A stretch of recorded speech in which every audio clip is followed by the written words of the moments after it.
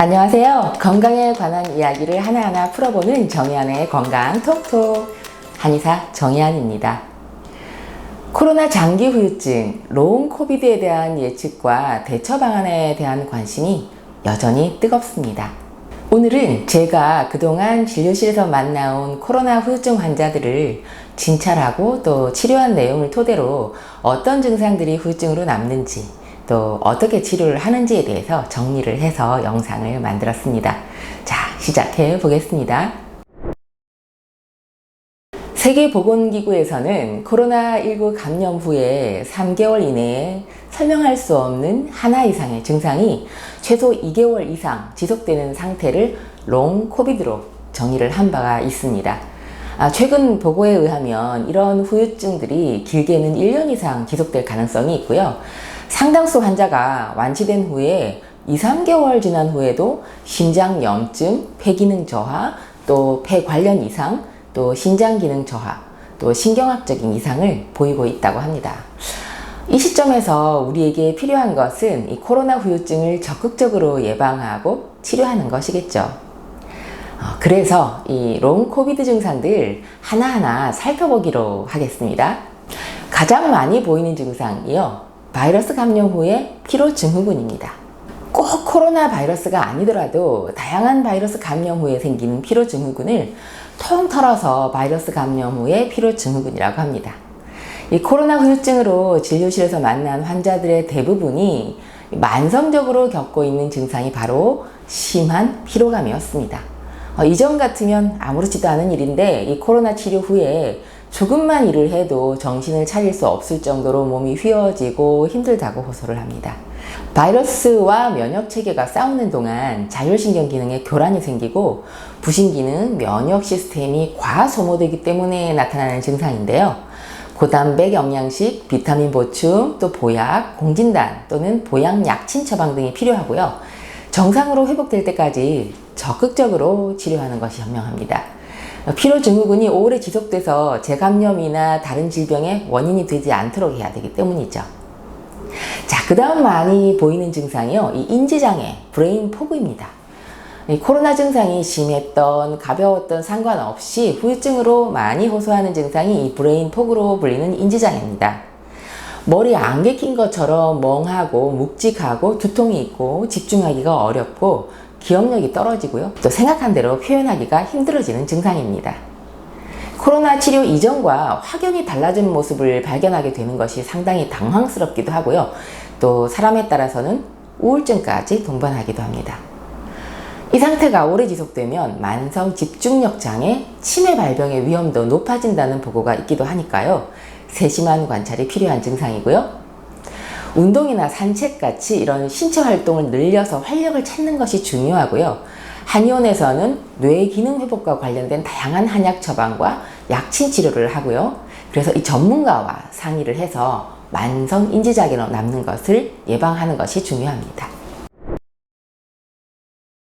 자, 그 다음 치료 후에 호흡곤란이나 기침이나 흉통이 남는 경우도 있는데요. 치료 기간 동안 집중 치료가 필요했던 중증 환자였던 경우에 치료 후에도 뚜렷한 폐기능 저하로 인해서 호흡곤란이나 기침, 흉통을 오랫동안 호소하는 경우가 많았습니다. 이 재택치료로 고열과 기침 그리고 심한 인후통을 겪었던 사람도 이 호흡기계 후유증 호소하는 분들이 있는데요. 이 만성적인 증상으로 남지 않도록 치료가 끝나고 나서도 폐기능, 호흡기능에 대한 추가 치료가 더 필요합니다.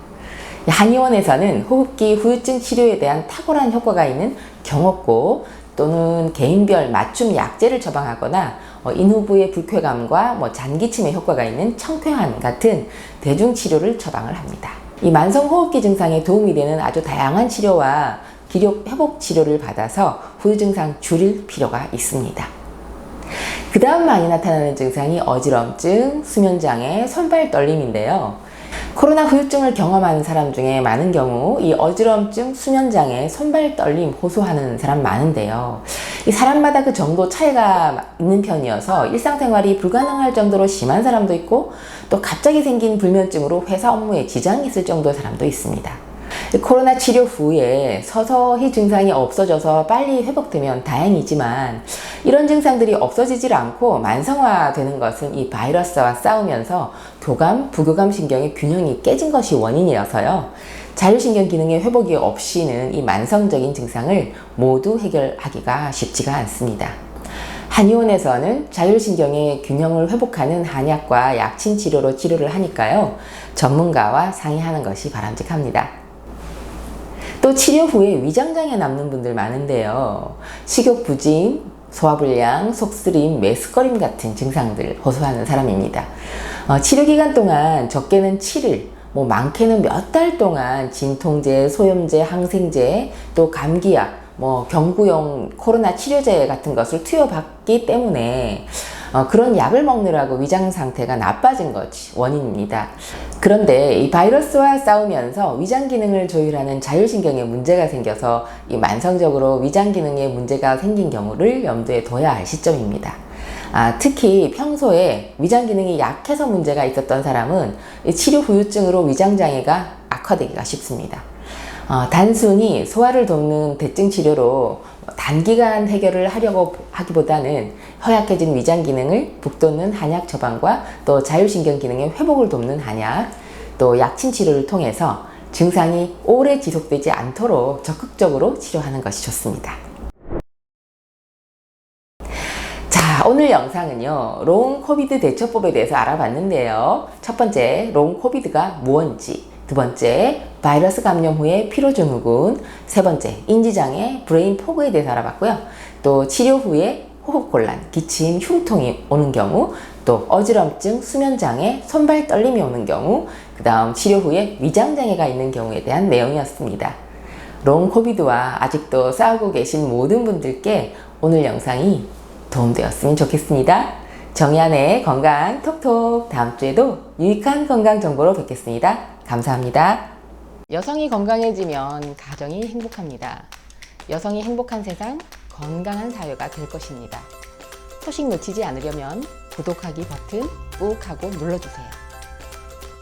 지금까지 한의학 박사 정희안이었습니다.